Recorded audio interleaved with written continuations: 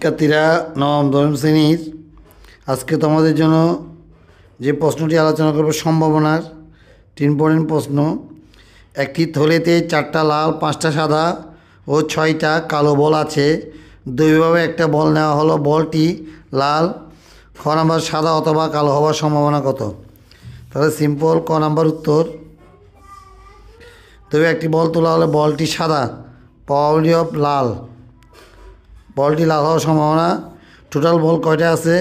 6, 4, 10, 10 5 15, হলের মধ্যে 15, লবের মধ্যে হচ্ছে বলটি লাল যেতে হচ্ছে 4। বলবে বুঝতে পারছো? এবার খ নাম্বার কি বলতেছে? সাদা অথবা কালো। তাহলে পি অফ সাদা অথবা কালো হওয়ার সম্ভাবনা সমান সমান টোটাল বল হচ্ছে 15টা। সাদা বল কয়টা আছে? সাদা বল 5টা, কালো কয়টা আছে? 11। 6, 5, 11, অথবা বলে যোগ হবে। বুঝতে পারছো?